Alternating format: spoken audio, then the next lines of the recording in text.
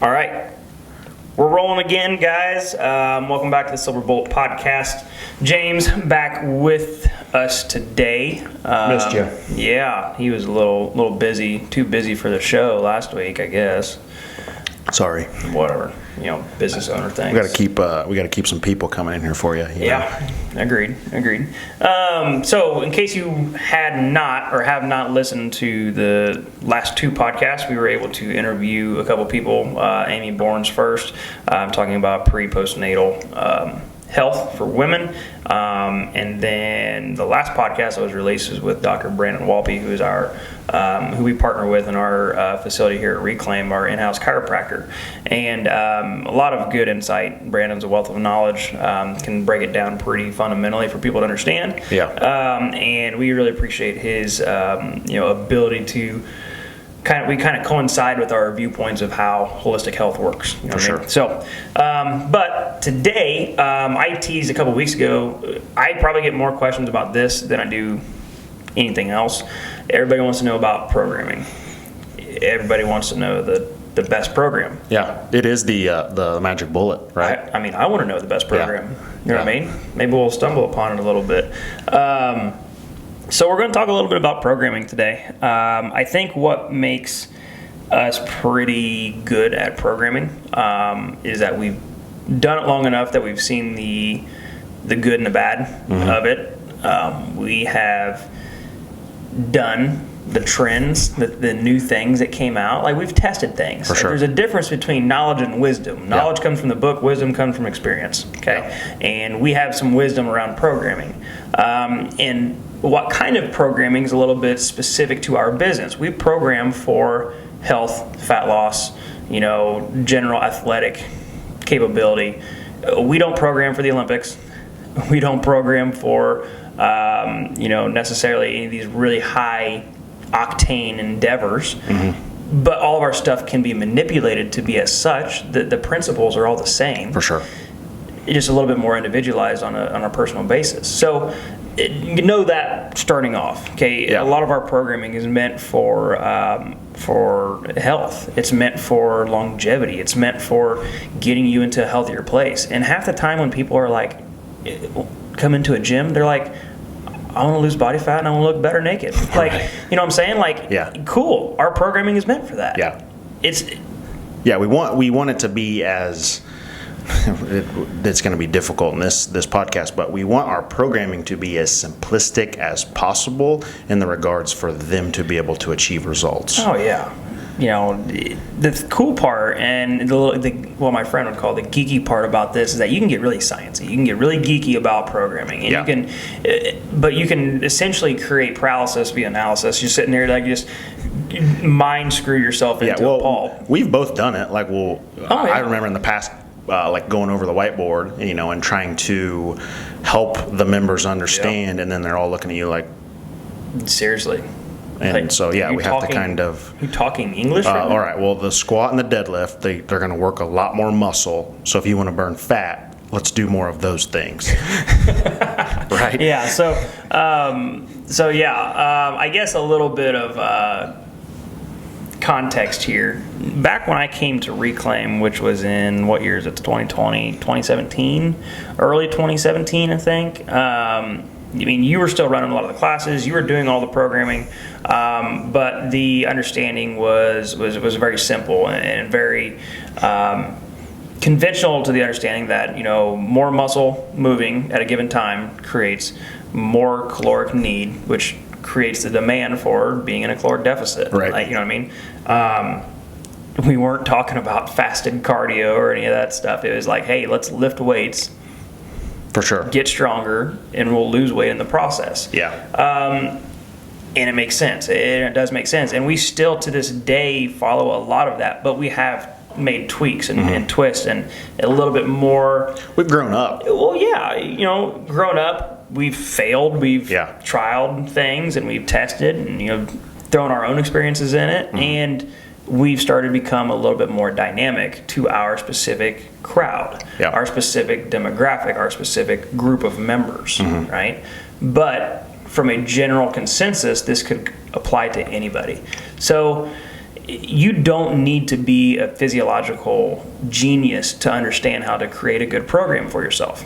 Okay, but there's a couple things that, in my mind that we're going to get into in this, and I'm calling this part 1 because there's no possibility that we could get into every little thing about what makes a good program today. Right. We're just not. Okay, so we'll just get that out of the way now. What he's trying to say is he's going to talk a lot I'm not going to talk a lot. Maybe.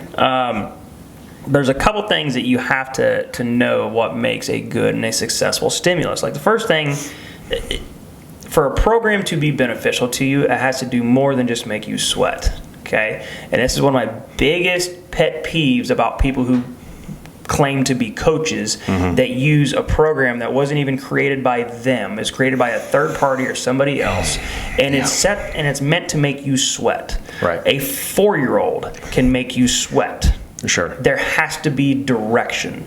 There has to be an understanding to the stimulus you are trying to create and why. That's about the only thing that you really need to know your physiology on. Okay, and stress and adaptation. Sorry, I'm gonna toot his horn a little bit here. It's so hard to.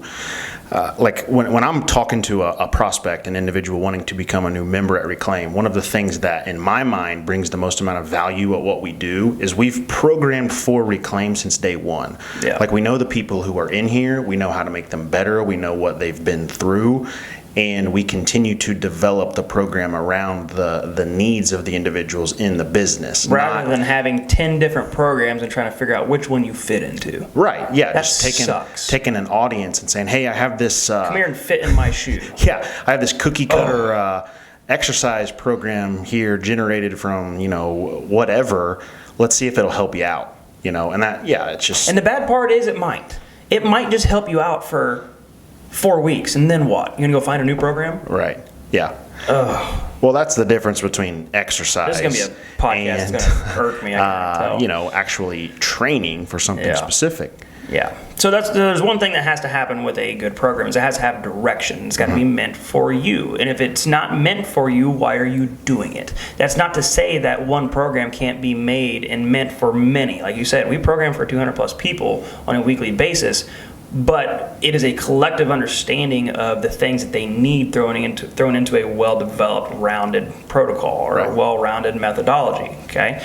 The second thing that you really have to know with a good programming is it needs to have proper recovery and undulated intensity. Okay, and this is something that is very foreign to the world right now and I blame a little bit on CrossFit just because you see intensity. And don't get me wrong, CrossFit breeds intensity and it turns you into one badass person. Sure. It can. But the original methodology of CrossFit was 3 days on, 1 day off, or 1 day off. This many people follow that. Yeah. I'm holding up a big goose egg as 0. There are literally nobody that follows 3 days on and 1 day off from a CrossFit affiliate. How could you? How are you going to shut down on a Wednesday? Right. You know what I mean? So there are things that went out of that I think can be a big problem. But like even in our realm and just any kind of strength and conditioning, you need to have programmed recovery as a part of your programming. It cannot be intensity every week on a linear progression where you're just building and building and building and building. Because once you peak, it's not going to be when you think, and then when you crest that peak, you're going downhill. Right. And you will crash and burn. And you'll be sitting there scratching your head wondering why.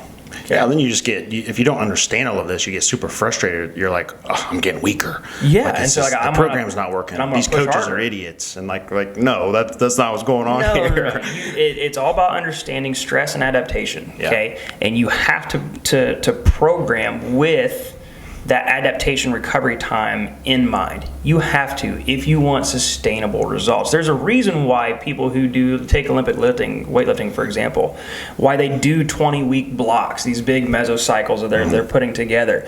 There are building phases, there are realization phases. The intensity in all these different phases vary, and that's on purpose, and it's meant to focus on the body's ability to adhere or adapt to that training stimulus. If you give it the pedal down each and every day, you know what? It'll probably work for a short amount of time, but it will eventually burn out, and you are just delaying your ability to move forward and progress. Okay, so you have to keep that in mind. There needs to be days, there need to be weeks even, where you take the foot off the gas. and you focus on things, that you wouldn't normally focus on. Okay. Whether that's, if you're a power lifter and you're like, okay, my back off week is going to be more unilateral work or whatnot, more balance stuff. You don't do any of that. That's why you're laughing. You have to. I have the last couple weeks. Yeah. Come on there's now. a reason. But you have to consider those things as being very necessary. Okay. Your body's an entire system. You need to train the entire system. You can't just train the musculoskeletal system and that's it. Right. Okay. You got to train the nervous system. You got to train your endocrine system. You got to allow your body to heal. Mm-hmm. That is part two. You have to consider when you're talking about programming or a good program that's meant for you. Third thing that you got to think about. Where'd my note there went? You have to submit yourself to frequent testing. Okay. And this is one of the controversial topics that you get from a lot of different people, depending on who you talk to. And the problem is there's literature for everything. Yeah. Okay. It's ultimately going to come down to what you believe in, what you have confidence in, and what you believe will work overall. Mm-hmm. I believe in maximal loading, and I do believe in it frequently. Okay. I believe in it as well. It is, and I think unless you know where your ceiling is, you don't know what your potential is on a day where you don't have it all 100%. Okay, mm-hmm. So let's throw an example out here, and we'll use our programming for example. We'll do plenty of strength work where we try to achieve maximal loading on the day. We go off an RPE scale, okay, rate of perceived exertion. It's basically on a scale of 1 to 10, you come in, how are you feeling today? Mm-hmm. You feeling like a 10, load the bar up. Right. You feeling like a 4, take a step back, okay? But ultimately, I allow you to control your own intensity based on what your body feels.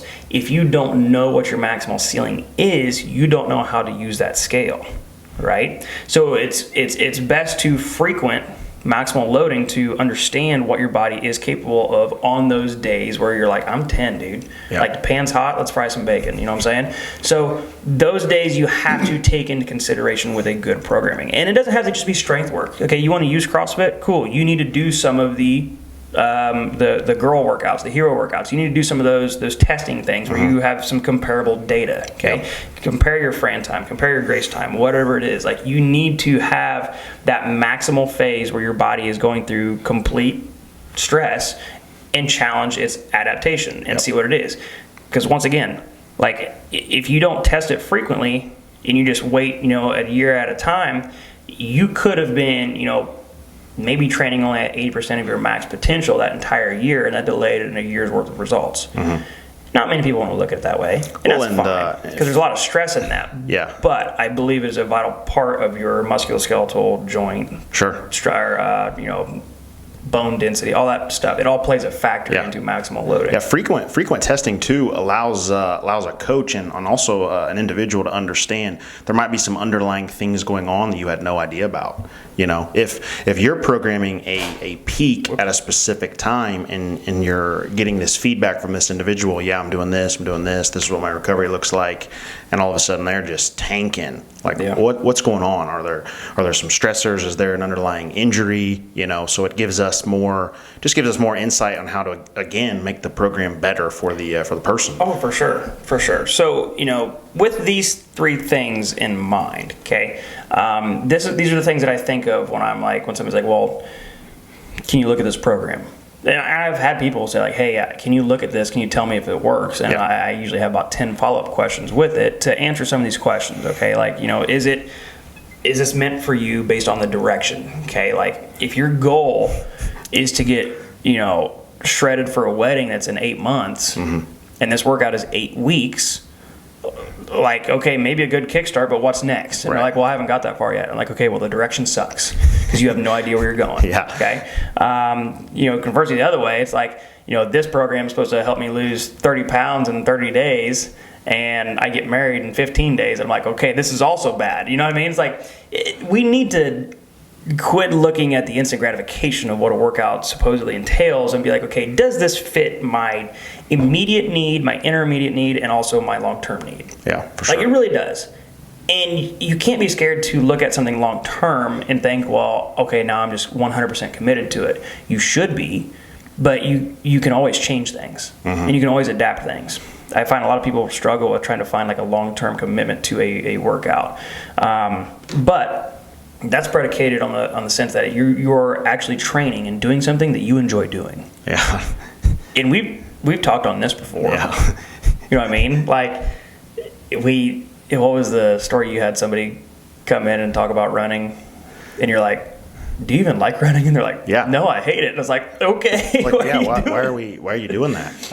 And it's the same thing though for strength training. If you continue to come in and like, well, this is one reason why we changed our program. We kind of split it up. You know, I don't want to lift heavy.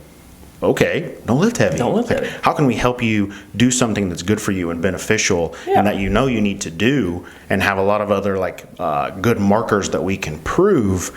You don't need to set a 3-rep max, though. No, you don't have to. Right. And don't get me wrong. Like there are many ways to skin this cat. There really are. There are many different methodologies. There are ones that we believe in, that we've seen the most beneficial results with. Obviously, and there's plenty that we've seen, a lack thereof. But we did alter our programming based on things like that. Okay, what do you enjoy doing? What would keep you the most consistent? Because honestly, consistency is the key to your success in this stuff. Was that like our first podcast? Absolutely. And if you can't create the consistency, go back and listen to podcast 1. If you can't create the consistency, like, you sure as heck aren't going to create any adaptation. You know what I mean? Yeah. So if what keeps you consistent is running, then let's figure out how to program running into your workout. What will keep you consistent is, doing the elliptical, let's figure out how to do that. If it's finding a heavy single every week, like, we can program with that in mind. Yeah. But doing it sporadically around and there's no direction on it, that can become problematic for what your body is trying to adapt. Right. If we look at the fitness, like the landscape, there are things that have contributed to this as far as why the audience is more than likely extremely confused. Like, so the 80s, we had all of the aerobic, like the step classes and everything, and whatever, to each their own. If you enjoy that, do your thing. But that's not a program. That's exercise. That's just working on our fitness, getting our heart rate up. Cool. I'm all about it. Neat activity like that. For what we do, that could be recovery. Sure. Neat activity. Just so you don't. I've had people ask me this already. Neat activity, non-exercise activity thermogenesis. It's literally everything except for lifting weights that would get your heart rate up. Right. Then we went from 60s, 70s bodybuilding too, but like that really took on a lot more, like 90s bodybuilding scene. So like you had a lot of individuals gravitate to these Globo gyms, YMCA, Gold's Gym, places like that, and it was just like aesthetically, let's change the muscle. Yep. Right. Speed it up a little bit. Now there's a lot more of the perception with CrossFit, barbell, intensity, functional, all movements, right? So there are a lot more individuals on the scene who program like you do, who understand how to program for results for life, not let's exercise. Yeah. And the thing about it is, and like I mentioned earlier, you like doing step classes, that's great. It can probably yield you some great health benefits. Right. I would still argue that it's not a program. Okay, it is in fact exercise, and exercise can be anything. Yeah, okay? we're not saying those things are bad. We're not saying that they won't work. But what we're saying is we're talking about program. Yeah, we are very specific here. Let me turn that off because I always forget. The biggest thing that we're talking about here is we are developing programs. Okay, if you can tell me how to create direction, proper recovery time using undulating intensities, and also frequent testing under maximal loading by doing step class, let me know. I'll put my email at the bottom. I would love to argue with you. But this is what we're talking about as far as a program goes. Okay, so with these things in mind, okay, and understanding that we have many different variables at play, it's hard to just say, hey, if you're listening to this podcast, at the end of the day, you're going to know the best program to do, the exact way to do it, yada, yada. It's not going to happen. I'm giving you things to know and consider when choosing a program, okay? The first thing, we hinted at, you got to figure out what you enjoy doing, okay? If you don't know what you enjoy doing, I don't know how to accurately tell you how screwed you are. Because the problem is you're going to wind up doing something that your friend wants to do, or you're going to do something you see on Instagram or your TV, and it doesn't fit you, it doesn't fit your mindset, it doesn't fit your body, whatever, and you're going to end up time wasted, money wasted, and in worst case scenario, injured. Right. Right? And we've seen it happen. Okay, it's that party over there is cool. I want to be a part of that party, but I don't want to do what they're doing. Like, why would you go join that party? Right. Like, find out what you enjoy doing and find somebody who can program it for you. Okay? Once again, if it's running, great. Figure out how to have it programmed. But don't go do running and deadlifts and then fasted cardio and then high intensity interval training and then all the other stuff just because it's what everybody's doing, and if I have more of it, I have a better chance of seeing a result. That right there is the example of no direction. Yeah. Okay, you have to have a direction on it. So, anything you want to add to the, you got to figure out what you enjoy? Well, I think another kind of issue with that is so many, unfortunately, they're so far removed from where they want to be, more than likely, that anything that they attempt or try out, more than likely the first few weeks are probably going to be awful. Oh, well, it's going to be awful, but they'll probably work. Yeah. If you've done nothing, just based on the potential route of gains, as I know that's not the accurate word, however they talk about it, but there's an increased ability to see successful things happen at the beginning, right, or after a extended hiatus. Okay, you've been working out for a long time, you stopped for a year. Guess what? When you fire back up, you're going to see those initial results again, and it's going to be cool and it's going to be addicting, but it will taper off again. Okay, so you could go from being a hell of a lifter and stop for a year, and guess what? You could go pick up running or biking, and guess what? You're going to see results. Yeah. Like, that's how the body adapts. Right. But it may or may not be sustainable, especially if you face the exact same problem you had with whatever methodology you quit the first time. Yeah. You know what I mean? I think individuals fall in love more with the results, so then they like the program, or they like the training, they like what they're doing. Yeah. Like, I don't always love to squat, but I do enjoy the process of pushing my body and getting stronger. Sure. Therefore, I'm going to squat. Absolutely. Yeah, we're all after the instant gratification. But, even if you do find favor in a specific program and you've seen results from it, you'd be crazy not to include that in any future programs, right? Especially if it yielded great results early on. Like, why would you search for something else? You know it works. It's there. Yeah. Okay. If obviously, unless you don't enjoy it, then don't do it. Okay. But anywho, so that being the first thing you have to consider here. The second thing you have to consider as far as programming goes, and this is probably the one thing that doesn't get talked about enough, and I think it's honestly because nobody who creates programs that's a 4-year-old, since there's programs everywhere, everybody can create things like shuffle your deck of cards. Hey, if I flip over a jack, we're doing squats. Like, okay. Once again, programs to make you sweat. 4-year-olds can do it. You have to consider what your type of training requires from an energy standpoint. Okay, and this is one thing that nobody takes into consideration. Yeah. I honestly have never really dove into it with members of our facility about it, because it is very in depth. But it's things that we know just from schooling. Yeah. Okay. We know what we're programming for them. Yes. But they have no idea. Yeah, and it's just an underlying. They trust us. It's an underlying variable. Yeah. That I take into consideration while we're programming. Okay.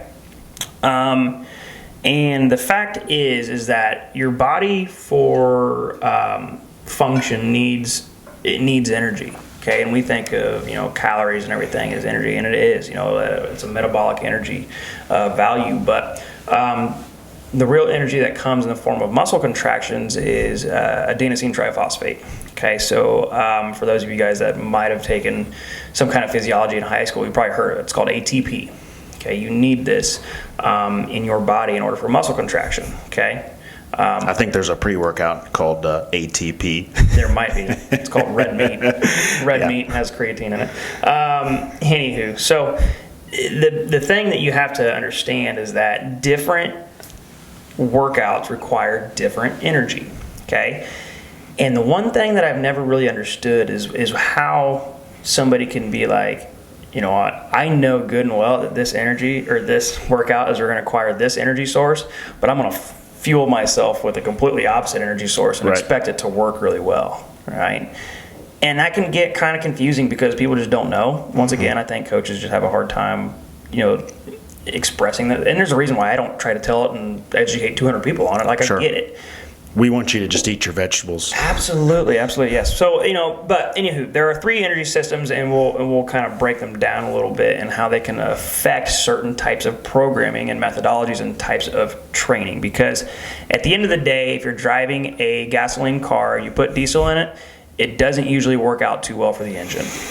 No. It does not. So if we're going to look at the energy systems of the body, we got to know that there are 3 of them, and they all work at the same time. They really do. There's a mixture of all 3 of them that work depending on what you're doing, but one is obviously more predominant than the other, and they kind of work on a continuum. Okay, so like it goes from one, then to the next, then to the next. Okay, so the very first energy system is the phosphocreatine system, okay, or the phosphagen system, and the phosphagen system works off of stored ATP, which is already in muscles, okay, and it runs off of creatine phosphate as well. So the biggest thing to know here is that this system replenishes rapidly, okay, so it's very quick. And it's readily available pretty often or pretty quickly. And there's no oxygen needed for this, okay? Meaning you don't need an aerobic capacity for you to utilize this. Think of a powerlifter. Think of a weightlifter, okay? This is usually the energy system that is utilized from like 0 to 10 seconds. Think of a quick sprint or a box jump or it's the best energy system. throwing a baseball, okay? It's quick, it's powerful, and it's readily available again. Boom. Yeah, okay? This is the phosphagen system. This is one energy system, okay? So when you're somebody who is, like I said, I think powerlifter is probably one of the best ones to use. Yeah, like a thrower. Yeah, exactly. I think, and some people try to throw in strongmen in there, and I don't think it's necessarily accurate because you do a lot more like 60-second work. For sure. Yeah, like you are totally glycolytic, which is the next system. Okay? Those guys are in great shape, by the way. Absolutely, dude. People don't give them enough credit at all. Okay. Next one is the glycolytic system. Okay, this system here is for activity that ranges somewhere between 10 seconds to 2 minutes to 2.5 minutes, I think, if I remember right. This is kind of also known as the lactic acid system. It is needed a little bit. It produces energy without oxygen, but also through the breakdown of muscle glycogen. You can also have it as far as through glycolysis, but since they're not using up ATP too much, carbohydrates are processed aerobically, meaning they use oxygen and not, as much lactic acid builds up. Lactic acid is a byproduct of muscular contraction. Many of you have probably heard, the burn is the lactic acid. We don't want to get into that podcast today. Just know that the glycolytic system, it's carbohydrates. Yep. Okay, you need carbohydrates, and it's from like what did I say? Like 60 or 10 seconds to 2 minutes, somewhere in there. 20 rep squats. Yeah, okay, there you go. Okay, burning carbohydrates. So you have your phosphagen system, 0 to 10 seconds. Primarily ATP stored in the muscles, creatine phosphate. Glycolytic system, which is from 60 or 10 seconds to 2 minutes. I'm trying really. That's all right, man. Words are hard today, and it uses carbohydrates. Yep. So the third system is the oxidative system. It is your aerobic system. It is for 2 minutes plus or long duration. Okay. It is primarily fat. Okay, but there's a little bit of a caveat here. Okay. Most people think, okay, well, if I just work out for more than 2 minutes, I'm burning fat, right? Okay. Here's a problem with this. Depending on the stress load to the body, its preferred fuel source will always be carbohydrates. It will always be. And there's a mix usually between carbohydrates and fat, okay? When you're resting, you primarily burn fat because your body realizes that carbohydrates are such a valuable fuel source that they will hold on to them, okay? It's a lot slower when you're burning fat to replenish ATP. It takes a lot longer time, okay? Whereas if you have carbohydrates, it's quick, okay? And that makes it more precious, I guess, is the way to look at it. Yeah. So when people think, okay, well, if I work out longer than 2 minutes, I'll be burning fat primarily. Not unless your heart rate is very low and it's not strenuous to your body, okay? So when you're doing workouts that are mild to to high intensity and they last longer than 2 minutes, guess what you're burning? You're burning carbs. Carbs, baby. And if... This is why I don't like the, fat burning zone. And, yeah. And a lot of it's just inaccurate. Sure. Because you're going off of HVT. And there's not quality research out on that yet. Not so much. It's just so you can buy an $800 watch. Treadmill. Yeah, count your steps on your watch, which I can't. My watch said I needed 4,500 calories the other day. I kind of like this thing. Yeah, there you go. Anywho, so the oxidative system, okay, it is what they call the aerobic system just because you need oxygen in order to, replenish ATP and process all of it, okay? So without getting too much farther into a wormhole, why these three energy systems are important, okay? You have to look at, okay, if I know that the creatine phosphate system is from 0 to 10 seconds, and I know the glycolytic system is from 10 seconds to 2 minutes, and I know the oxidative system is 2 minutes plus if my intensity is low, okay? Now I can look at the type of training that I enjoy doing, and I can correlate it with the fuel source that it needs. Right. And nobody wants to do this because everybody wants to be low carb. Right. All right? Yeah, just go ahead and throw that one out there right now. Here is the deal, guys. When you are programming or when you are looking at a program, you have to look at have the understanding to know that unless I have a health issue that is preventing me from needing carbohydrates, you need to know that carbohydrates are the most preferred fuel source that your body could ask for to perform specific exercise movements. Okay. This is why and we brought it up a couple times, okay? This is why people who run struggle to lose body fat, okay? When you're in that, I'm running miles, I'm running 3 to 5 to 7, maybe you're running half marathons, whatever, okay? Your body is burning carbohydrates. Okay? Yeah. It is. It is slowly replenishing ATP through the oxidative system with, burning fats and whatnot. But you will burn more fat when you are recovering, not when you are working. And that's very true for just about everything that you do. Yeah. Okay.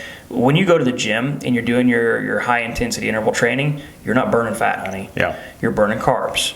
When you are recovering, you are burning fat. Yeah. Okay? If you want to burn more fat, get more sleep at night. Well, that's I go back and listen to podcast 4 or 5, whichever one talks about sleep.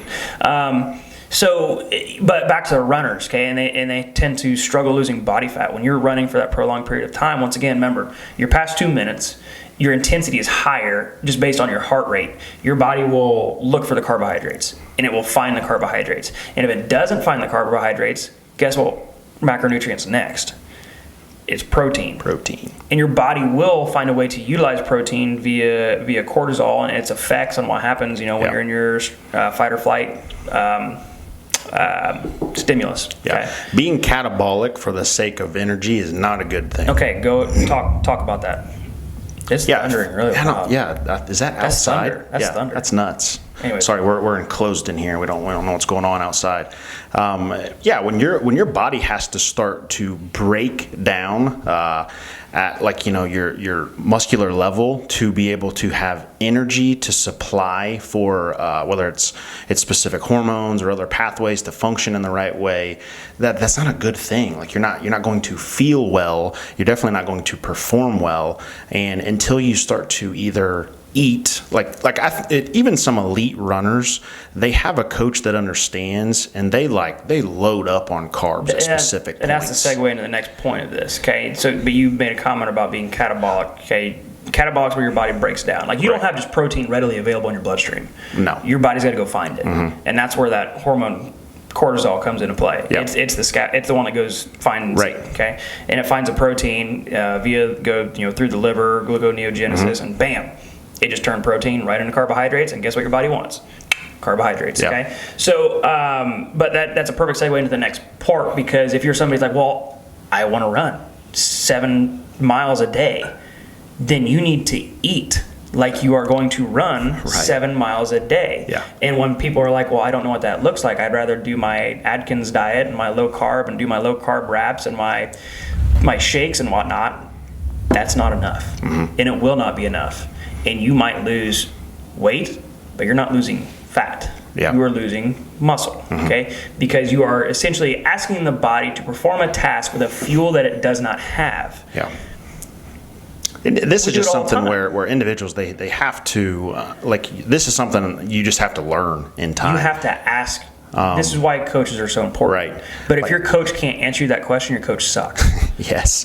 Last week I did not work out. I just had way too much on my plate with just business needs, and hormonally I knew that my body was in a stress state. So to preserve muscle and to not be catabolic, You ate a lot. Didn't you? I ate more than I would in a normal week's time, and I felt amazing. This is why people look at me crazy whenever we're doing like macronutrient prescriptions. They're like, well, what do I eat on the off days? Do I eat less? I'm like, what is your body doing? Right. And they're like, nothing. I said, no, it's doing something very important on Yeah. this day. You're recovering. You Yeah. should eat more almost. And they're like, that blows my mind. I'm like, yeah, well, you enjoy your 8 hours of sleep Sure. and come talk to me tomorrow. Yeah, I've been sleeping better. My workouts this week have been phenomenal, because if you do not allow the body to heal from rest, and if you don't give it the things necessary to have that surplus of Yeah. energy, you can't perform, Yeah. and you're not going to see results. And that's why it's an important part of the 3 needs for a program. Like, you have to program for that recovery. Right. You know what I mean? But going back to the runner here, you know, people get really freaked out when I'm like, hey, if you're going to run 10 miles a day, like, you need to be consuming 400 grams of carbs. And they're like, excuse me, what? Like, do I eat 3 pizzas? And I'm like, you know what? Preferably not. But Yeah. look at all of the good, you know, runners that you know, especially marathon runners. Like, they lack a lot of muscular tissue. They're obviously very lean. If you were to really look at the way that they consume calories, like, it's almost incredible, because it doesn't look like it could be humanly possible. But think about it when runners are in the middle of a race. If they're in the oxidative state, which is quoted, you know, burning fat, why wouldn't they be smashing avocados and, you know, at mile 32? Like, they're eating Skittles and they're eating, you know, fructose and sucrose. Like, I need carbs. Yeah. I need sugar. Yeah. Okay. That is the system that they are in. And people just like, you know, hey, if I get on the elliptical for 2 minutes, but I'm going to set that intensity all the way to 15, I'm going to hammer it for 45 minutes. Like, you're not burning fat. You're burning carbs. Yeah. So this is where, when, you know, and most people started to identify that back in the I'm going to screw this up, somewhere around the 90s to 2000s, like, they started to realize that, and that's where the interval training really started to take over. Because they're like, okay, if I know that carbohydrates are the preferred fuel source, and we as Americans, we're abundant in it, okay, because there's carbohydrates everywhere, albeit they suck, but I can get the heart rate to go up and come down, and come up and come down, and go up and come down, and increase my body's ability to perform in a given time period and limit the rest period. I can have this undulating intensity, and I can essentially be able to perform longer than if I were to just go 12 straight minutes high intensity, and it would take longer for my body to recover. But with that understanding is, if it takes my body longer to recover, it's going to have to use more calories when I'm at rest. It's going to have to burn more fat while I recover. Like, it's all good things, right? And usually the interval stuff is a lot easier to recover from than from just straight pedal down, murder yourself for half an hour and be done. Right? Yeah. So the interval training really started to come about, you know, with that in mind. And don't get me wrong, the interval training's been around for a long time. Yeah. But it really Step started. class. It really started to make sense, though, right? And this is why people who, you know, really see a lot of good body fat loss comes from strength training and high intensity interval training. Yeah. Like, it really is, because they preserve muscle mass. They're able to get a lot of good hormone response based off of getting their heart rate up, coming back down, getting it up, coming back down. They do good functional movements, like, you know, they're doing multi-joint movements, which requires a lot more calories. All of those things are good, and it's sustainable. Yeah. You know what I mean? Like, there are plenty of people out there who will run a few miles for a month, a few miles a week for a month. Then what? What happens when it's winter? You still out running? What's your next step? You know what I mean? It feels like we always we're not, again, we are not anti-running. We just, I am so anti-running. I do not like running, but when the majority of our audience comes in and they tell us that they want to decrease body fat, it's one of the first things we're going to tell them to stop doing. Well, and I just think that it's a cultural norm to be like, hey, if you want to get in shape, go run. Right. Like that's good. Well, you look at where some of that comes from, like the military. Okay, there's a reason you're doing that. Yeah. Can you run away? Do you have the condition to do that if it's needed? They also got in shape by doing jumping jacks and push-ups. Right. So. Well, I'm saying more or less like they're training a discipline. They want to, Can you? Obviously, is there order that you can follow? Right. And if it's needed, can you go run 10 miles? Here's the thing, yes, and you just hit it. If you needed to run, you should be able to. Like, that is a functional movement. You should practice it often. You really should. We jog every day, literally just so I can see people short stride and make me irritated a little bit. Nothing on them. It's kind of funny because it's against what they want to do, and you should do those things every once in a while. But he's kind of sick at times. I am. But to look at it as your preferred source of losing body fat. Mind you, we program for people who want to lose weight and look better naked, right? This is essentially what the first thing we say is. Right. You got to quit running. Yeah. Because there's a great chance that you don't eat the right way to handle running. Mm-hmm. There's also a great chance that your running form is terrible. And if you're running miles and miles and miles, you probably have increased inflammation of joints. You probably have over-excessive posterior chain tightness. You probably have poor upper body posture based on what happens when your body fatigues. Like, there's a great chance that you as a human being are in a dysfunctional state because of one variable. Right. Okay. Well, and you can make it super, super easy and say, okay, there's a reason you are coming to see us and you are seeking our advice. So my question would be, based on this podcast, is your running program working for you? Well, most people, this is the thing though. If someone comes up to me and they're like, hey, I need a running program, I'm going to be so jacked to give you a running program because it will be programmed with the three things we talked about of having undulating intensity, it has a direction, and it has the ability to, recover and withstand maximal loading. Like, if you're just going out and running a mile a day, you have none of those things. That's what I'm hinting at. He had to be the guy that's like, well, I'll create the running program. No, I swear, I will create you a great running program. Yeah. I will not test it myself, but just using a lot of these understandings, you can create a good programming with any type of training that you want. But the biggest problem is most people with the energy systems and looking at a program, they're like, well, I'm low carb. I don't eat carbs. But I'm going to go do a workout for an hour that demands carbohydrates and see what my body does. Like, unless you have a physical or a health complication, like you have high blood sugar, you have, hyperglycemia, whatever, unless there's some, underlying reason why you should not be consuming carbohydrates, like they are needed to do a lot of the intense stuff, the cool stuff, what all those cool kids are doing, that you need that, right? And I can point out so many cases where people are like, I'm exhausted, I'm tired, my body hurts, my head's not right, I'm not sleeping anything, and I'm like, dude, the type of, like, you're fasting and trying to do fasted glycolytic work that demands carbohydrates, like your body is angry. You're also under 25% body fat, like your body is ticked at you. Yeah. Go eat some carbohydrates. Mm-hmm. You can't be doing this fasting thing and it work for you. And they're like, oh my God, I feel amazing. You have to essentially, in the outdoor world, if you're a fisherman, you talk about matching the hatch. Like, whatever you're going to throw in the water, it better match what the bait fish is in the hatch. Like, if you're going to do a workout, you probably ought to, if you are a healthy person, match the fuel source with what you consume. Yeah. Like, I am not going to go do a carbohydrate workout if all I'm eating is fat and protein. Right. I'm just not going to do it. Mm-hmm. And don't come at me with the keto stuff. Like, I get it. That's another program. That's another topic for another day. And you can create. I don't want to go down that rabbit hole. Okay. But more gluconeogenesis. Oh yes, great, love it. Just ramp that cortisol. We'll get to ramp that cortisol up, baby. So. Yeah, there are plenty of things that you need to consider if you're looking at what a good program is. But before we kind of go, on a on a tangent. We do a few like I tangents haven't here done and a there. tangent here. Let's talk about our programming, why we program the way we do for body fat loss. Okay, this is body fat loss. Let's get into this. This is how we do it. Okay, this is why we do things. If you are somebody who's like, yeah, I want to lose body fat, okay, Deadlift. you need to find somebody that can take you through things like this, or some movements and some workouts kind of like this. Okay, first things first.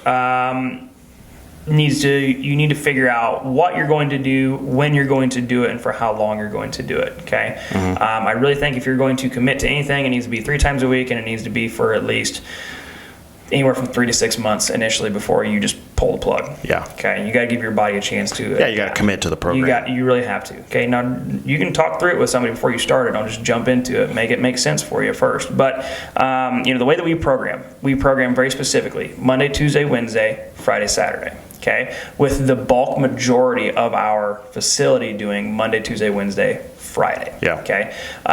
We purposefully do not program or host or have any workouts on Thursdays. That is our in-programmed recovery day. Okay. Rest. The Saturday is an optional type day. You feel good, great. Come get another one in. If you don't, use it to your advantage as an extended rest day prior to coming back on Monday. Yep. Okay. The main flow of our programming is some type of main multi-joint movement. Okay, as far as a strength component, and by weeks it varies from upper body push pull to lower body push pull to complex movement, unilateral movement, strengthening, maximal loading, all those variables we talked about. They fluctuate. Do it all. Okay, but it also changes in terms of volume. Okay, and it undulates as well. So, perfect example, we're finishing up a very mini strength camp we've done for 6 weeks now, and it was a very linear loading programming. Okay, it was kind of like the old bigger, faster, stronger with a little bit of a twist to it, where you're literally just trying to supersede your total work that you did the week before. Yeah. Okay, whenever that movement fell. But following the next week, after the conclusion of this week, we'll be back more into a volume loading programming, or more of the hypertrophy, or more of the we're going to gain muscle size rather than put on muscle strength. Okay, if you program workouts, maybe you do program workouts, if you don't take this into consideration, that your body and your muscle tissue needs to go through phases of stimulus, you're really cutting yourself short, or whoever you're programming for. Right. Your body needs to have that varying intensity based on the stimulus. It really does. And we've seen it. Yeah. Like, we've tried to just strength train 100%, under 3 reps, over 90%, just continual. Like, it does not last. Sure. This is why some people are like, dude, I was really strong in the spring, but man, when the summer got here, it sucks. Like, yeah, you want to start like diving a little deeper into that as to why? Like, you literally were at 90% the entire time. Like, there's a reason Smoloff only lasts for 12 weeks, right? Yeah. For those of you that are in the fitness world, you probably like that little joke. So, that's how our class looks. We have a main lift. We have our main understanding of what our goal is, whether it's percentage work, or it's RPE work, or it's, personal intensity, however we go about it. After that, we have a main stretch from the main movement, okay? Half the time I realize that people just don't like stretching. But the other half of the time is they always like following directions. So I'm like, okay, if I program stretching, they'll do stretching. Genius. It's crazy. And so we started doing that. Yeah. Like, I give you one main thing to focus on that will help the ability of the movement you just did. And it's a static stretch. So I don't want a static stretch before I do my main movement. Okay? Right. Lack of performance. Yeah, well, I'm not trying to lengthen the tissue if I know that having some elasticity in my tissue will make me perform better. Okay? And there's some research on both sides of that. It's just how I see it. It's how I've experienced it. So I always program my static stretch, my one static stretch. If I'm doing deadlifts or something, we might do the couch stretch for the iliopsoas or the hip flexors or something, or we might do some kind of adductor stuff, or maybe some stretching for the QL or whatever. Yeah. But we always follow that up after the main lift. After that, there's accessory work that is usually in the form of unilateral strengthening. So if we deadlifted first, we did our couch stretch after, we're probably doing RDLs, we're probably doing some type of glute bridge activation, we're probably doing some type of lateral movement. Yeah. Cossack squat. Well, whatever. I think at this point we should bring up like why we do unilateral and why we incorporate the accessory work like we do. We want to help individuals be better at life. We want to support the main lifts that we're doing throughout the course of the week, but we want to create as much balance as possible and prevent injury as much as possible. Yeah, and I think Brandon and I will do a unilateral podcast one day because that came up a couple times in our conversation last week. But we do the unilateral stuff. It's still targeting major muscle groups. It is still multi-joint in nature. Multi-joint movements. Okay, it's not just think of a squat versus a bicep curl. Okay, one is going to require a hell of a lot more energy than the other one. Okay, right. You always want to do the multi-joint movements first, and the single joint movements after. Okay, and we'll do single joint movements. We really will. I'll throw them in at least twice a week just for health. We'll do bicep curls for elbow health. We'll do tricep extensions for a little bit of a less demanding work on the the shoulders and the traps and whatnot. So we'll throw those things in there just because it makes sense for our audience. After that, we get into our GPP work, or general physical preparedness, okay? Or you want to call it metabolic conditioning. Like, if you're a CrossFitter, you're like, oh, you're stealing our terms. Like, those things have been around for a long time. You guys just coined them. Made them look cool, I guess. Yeah. But general physical preparedness is literally having the ability to do a wide range of functional movements with some sort of load or intensity. Okay. And some days that is conditioning. Some days that is getting your heart rate up. Sometimes it's accumulating max volume. Some days it's accumulating max loading. It does vary. Okay. And, like, for example, today it was, we put up some time on the clock and it says you have this amount of time to do these 2 cardiovascular movements and these 2 strength movements. And we were on the bike, we were on the jump rope, we did dips, and we did, what was the other one? Snatches, or dumbbell snatches, you know what I mean? So, like, you had some shoulder stability, you had some strengthening of the chest and arms, and you had, 2 cardiovascular movements. It literally was just about how much work can you do, how much rest can you not take before you move on to the next one. Whereas tomorrow, it's going to be more strength focused. Like, we're doing farmer's carries. You know what I mean? So, like, you just hop in, we're going to jack up here. So, like, we don't believe that it needs to be a conditioning sequence every week. Right. It still needs to undulate. And if I'm going Monday, Tuesday, Wednesday, you can better believe that I'm going to increase the intensity all the way up until Wednesday, because Thursday comes the break. Rest. Comes the rest. And then you pick back up Friday, Saturday, just to rebuild on Monday. So that is a very broad overview of how we program, and there's a lot more that goes into it than that. But it all makes sense for our audience, because half of our audience, we want to lose weight, we want to look better naked. That's 90% of people who want to start fitness again, okay? And our vision is, I'm going to lift heavy weights and do movements with multiple joints. That way it requires the most muscle groups working. It's going to elicit a hormone response that is not catabolic in nature, meaning it's not going to break down my body, it's going to build up my body. That helps us gain muscle tissue. But also we can be in a caloric deficit to where we are burning fat while we are resting, okay? We do not burn fat in our gym. No, you don't. We burn fat. We burn fat outside of our gym.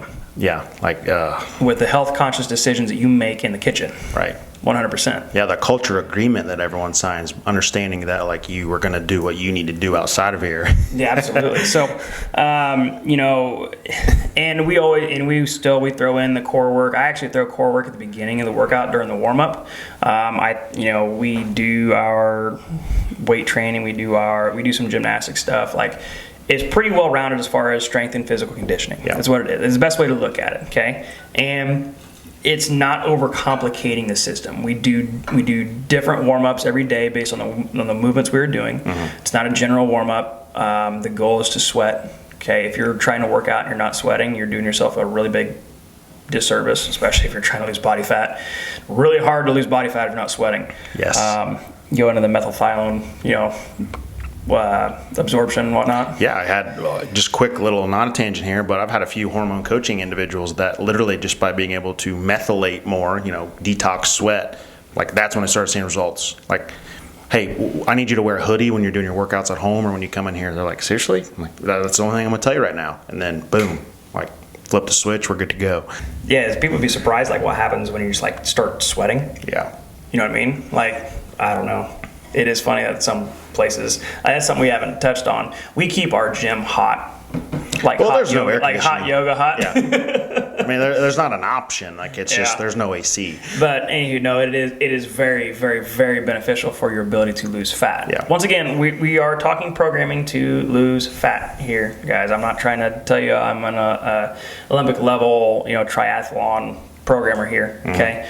But you can take the same principles that we use and apply it to what the goal is. Right. Okay, so this is the overwhelming goal that most people have when they come here. And here's the thing. I am not the best programmer in the world. I take a lot of pride in how I program, but it's because I've screwed up a lot. It gets better and better. Well, I kept wanting to see what made sense in my head happen on a physical body, and when it didn't, I'd lose faith in what I was doing and immediately change it. Like, I wouldn't see the process through because I felt like I was wasting somebody else's time. You know what I mean? Yeah. But you only start to appreciate that after a long period of time where you get to know people, you get to build a little trust. You're like, hey, I think this is something we need to do. And they're like, yeah, let me buy in on that. And they buy in, and it's like, oh, there it is, okay? Right. If you, and I can only say this to people who out there and whoever have had to program before, if your sole goal is to program something that is going to leave somebody laying in the puddle of their sweat, chasing exhaustion, but not chasing the actual physical benefits of being in an exercise state, you are doing a disservice to that person. Right. Okay, and it's a sad thing because it does happen. Don't get me wrong. Like, when people work out here at our facility, some of them are laying on the ground because, like, it's not easy. It's not meant to be easy. Or they chose to work extremely hard. Absolutely, and that needs to be a personal reflection of that. But, like, if people are 3 minutes into a workout and they're like, this is the worst thing I've ever seen, and I have another 20 minutes of it, like, you've already created a disconnect between you and your client, one. We don't program for evil, man, to like, but there are usually, it's disgusting, there's usually two ends of that spectrum, or people who program literally to be the most evil person who ever programmed, and I've been called that before. Like, that's fine, whatever. Yeah. But then there's the people who just program to make you sweat, and you know what? Sometimes just sweating is okay, but I don't call it a program. Yeah. Unless there's, those three things we talked about. Any person, facility, individual, whatever, anyone who is programming, if your program and your leadership and your coaching can yield results, more than likely that program's probably pretty effective. If it doesn't, I don't know. And you'll be able to go and look around and find people who make the world's worst workouts, and you're going to find people who benefit from them. And you're going to be able to find people who do step classes, who probably lost a lot of weight and look great, feeling good, who benefit from them. It's not to say it can't work for everybody. Right. But once again, it comes down to what knowledge and wisdom is. Okay? Knowledge you get from the book, wisdom you get from experience. Yeah. And all of our experience shows that when you throw in these three things, when you're creating a program or you're looking at a program, it has the direction that is meant for you. Okay? It has programmed ability to recover from a stimulus, because at the end of the day, it doesn't matter how hard you work, it's how hard you recover. Amen. If you don't recover, there's no adaptation to stimulus. Yeah. You're staying right where you are. And then you have to have the ability to maximally test your body. It's non-negotiable. You have to be able to in certain variables, okay, or certain situations. So,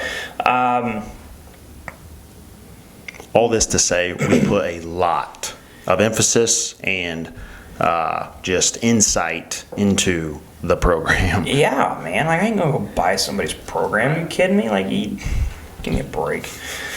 Like, I'm not gonna go buy a program and then put it up on the whiteboard. Like, hey, we're gonna do what this dude did on his Instagram story because it looked cool. Yeah. Like, don't get me wrong, I get plenty of fun out of watching what other people do, and I post what I do just as hope to make sense to people sometimes. But I don't think that they're gonna go take what I do and do it because that automatically makes sense to them. It probably encourages them to go do something. But like, if I'm ever gonna buy a program for me to do, like, I'm going to take a very careful look at it and be like, this has to make a lot of sense. Sure. Okay. I'm not going to pull it out of a VCR box and pop it in my tape, or click the app on my phone and be like, that person looks good. That makes sense for me. Well, and that's a great point.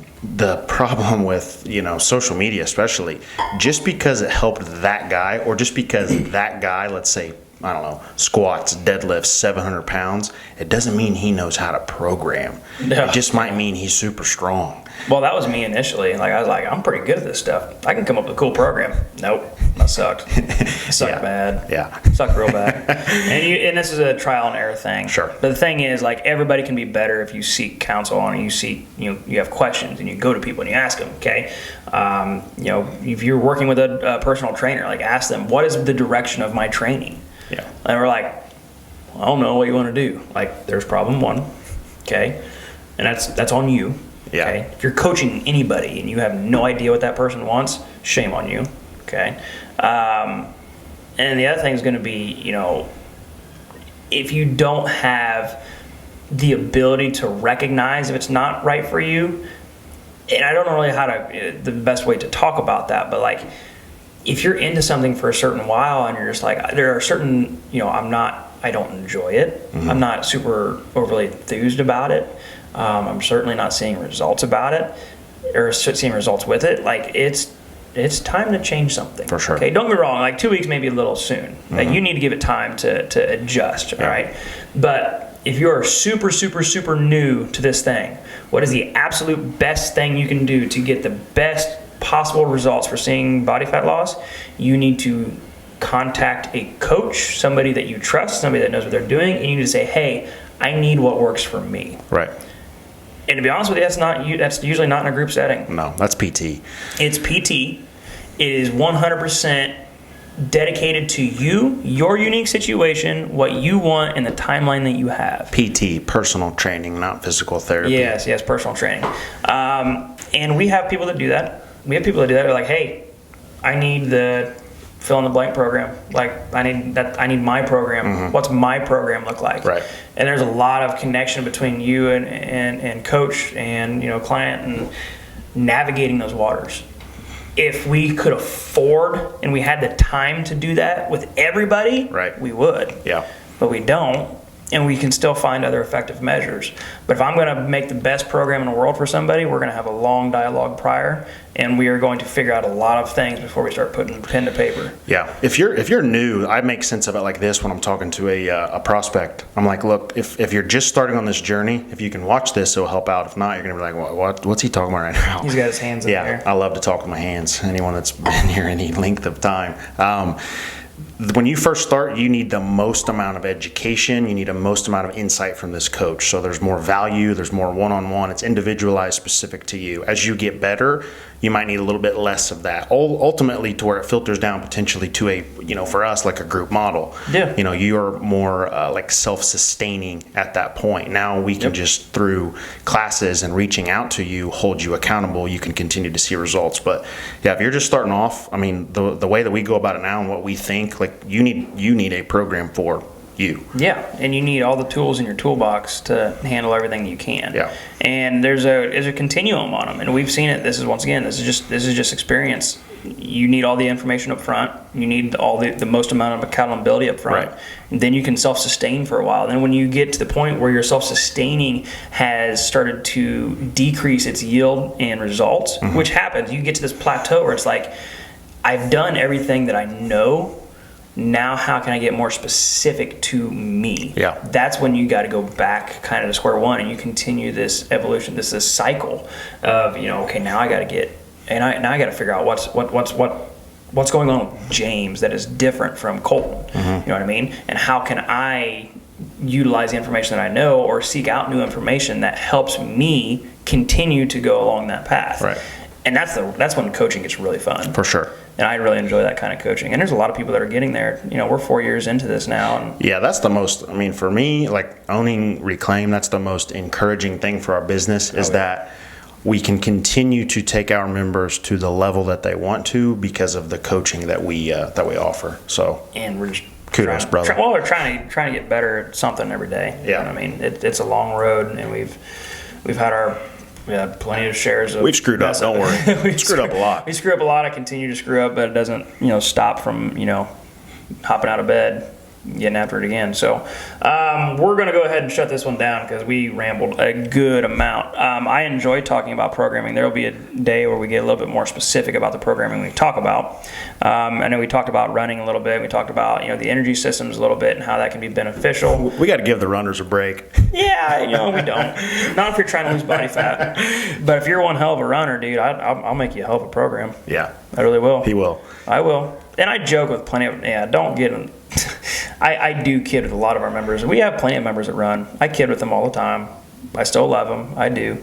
But, there's a point in time where they're like, what, I'm getting really sick of my knees and my ankles and my back hurting. And I'm like, you hit that point, just let me know. I'll help you out. Right. And yeah, we are affirmed enough in what we know, and then through our trial and error, that if you have pain and we're watching your movement and you move well, I'm sorry, it's not the program. It's you. Yeah. Yep. And that's okay. We all come to our conclusion at different times, and that's fine. Right. But it's fun to really test the waters of programming, kind of see exactly what your body is capable of. I'll go run a 5K once just to see how my body does it, see if I can handle it. If I ever had the need, I'd want to know that I could do it. I haven't ran a mile since I had to in high school for basketball, and I probably won't again. No, that's all right. So, we're pretty headstrong in our programming here. We can be. It's all good. And that's fine. It's not for everybody. That's okay. It's just how we have, like I said, it's what our experiences led us to and what we enjoy and what we're good at coaching. I'm not a good running coach. If you want to lose body fat, we got your back. Absolutely. All right, guys. We'll catch you guys next week. We'll get a little bit more in depth with some other topics. We'll probably bring you a part 2 on programming here in the future. So you can save this one. We can always refer back to this one as we go. So, got anything you want to add? I'm good. We're done. It's time to go lift, guys. This is Silver Bullet Podcast.